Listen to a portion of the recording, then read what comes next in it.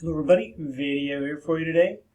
This is the No Cap recap of the March 14th, 2023, Season 10, Episode 17 of The Curse of Oak Island called A Well of Secrets. If you missed my recaps of previous episodes, there's a link in the upper right. Let's get into it. Previously on The Curse of Oak Island, people have been looking for an incredible treasure for 228 years. The episode opens with Dumas Contracting working at the 56-foot level of the garden shaft. They were at 55 at the end of the previous episode. Marty informs the Dumas rep that the wood cores of the original shaft walls removed for probe drilling at various angles tested positive for gold. Marty asks for more pieces as they continue downward so that they can continue to test. These are pieces from 58 feet.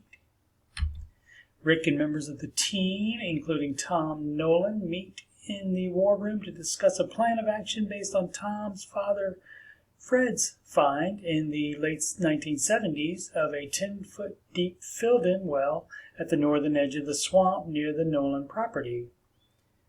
The bottom was full of smashed pottery. That's all they found, so they just filled it back in. In light of the finding of the well on Lot 26 that was dated as far back as 1028 AD, they believe it's worth another look. Tom also mentions a find in the 90s, a quadrilateral found using an offset line off of Nolan's cross. They used a backhoe to dig at that point and found it full of boulders.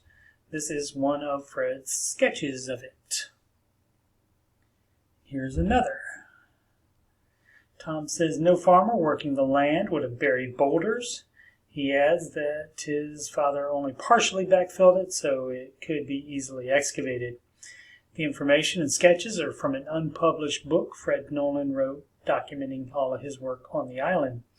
Rick explains to the camera that there are other wells on the island, but none of them are filled in as Tom described. The well is the priority, but they will excavate the quadrilateral as well.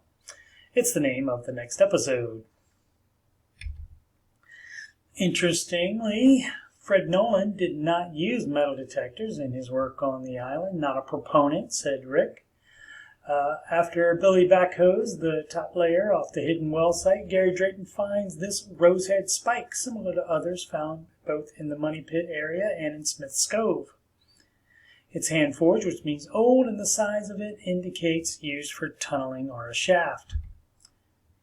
After another layer, he finds this hook, also hand-forged and reminding him of the 1600s bunk hook found earlier in 2022 on Lot 8, a quarter-mile to the west.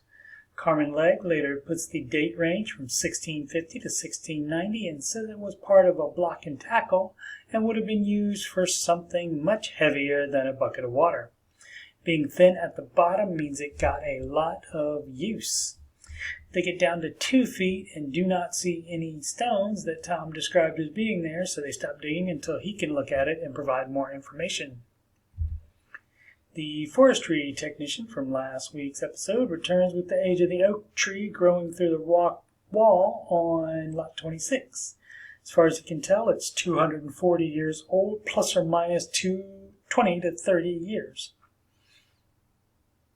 But at a certain point, the wood turns rotten, so there are no rings to count, meaning it could be a lot older. Rick says it's not just the Money Pit, the whole island is part of the story. Alex Gina and archaeologists Laird Niven and Miriam Emeraux return to Lot 26 to continue dismantling the end of the wall that's closest to the bay. They find these much bigger rocks at the soil level. Laird finds this burnt twig, which they can carbon date to get a date for the construction of the rock wall. They find no artifacts. Craig adds the word yet. The team, along with Tom Nolan, return to the Lot 11 excavation site on the northern edge of the swamp. With Tom's guidance, they have found the steel casings from a drilling operation his father did. Gary finds this piece of blue glazed pottery. Tom says it's the type they were pulling out of the well and that all the pieces were about that size. Gary metal detects this piece of iron, which they believe is part of a pick. They put it next to one of their picks for a comparison of the way it fans out. Rick uses his shovel to draw the diameter of the well. The puddle on the lower left, is the other side of the circle. They will bring in a hydrovac truck to vacuum up the water and the material to expose the well. The hidden well is less than 100 yards from the formation of boulders in the eye of the swamp that the team investigated in 2019.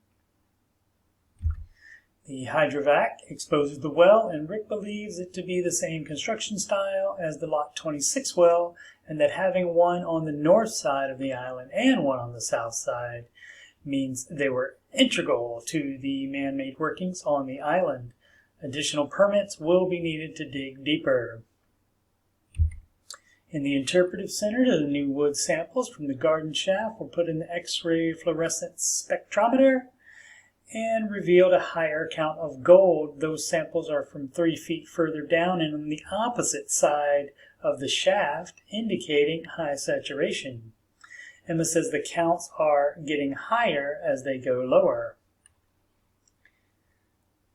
Next time, after a week off, for a drilling down episode called Deep Inside the Dig, in which Maddie Blake joins the Laginas and their team to get an exclusive behind-the-scenes look at a day of film production for The Curse of Oak Island. And on March 28th, the original show returns with an episode called A Quadrilateral Move, in which the drilling operation gets closer and closer to its destination, and the team is shocked when they discover evidence of an ancient safe. And also, what happens is they dig the quadrilateral. Dr. Spooner says this clay should not be here, and Rick says there's something at the bottom of the clay. That's a big something, perhaps that safe. And Gary finds whatever this is. An expert says this is Portuguese, and Craig reveals carbon dating, presumably for the burnt twig found under the rock wall, to be 1474 to 1638. The preview for this episode can be found in the Oak Island playlist, linked in the upper right. I'll continue recapping The Curse of Oak Island as the episodes air this season, as well as catch up on last season's Beyond Oak Island episodes, as my schedule allows. Once again, I'm Coach Steve Money. Thanks for watching. I am a Ramsey Solutions certified financial coach, and you can schedule a free financial coaching consultation assessment at calendly.com/CoachSteveMoney. You can email me about coaching or anything on my YouTube channel like Oak Island, CoachSteveMoney@gmail.com. Channel donations. You can go to paypal.me/CoachSteveMoney. You can add me on the gram at CoachSteveMoney. And this YouTube channel is, of course, youtube.com/CoachSteveMoney. Thank you so much for watching.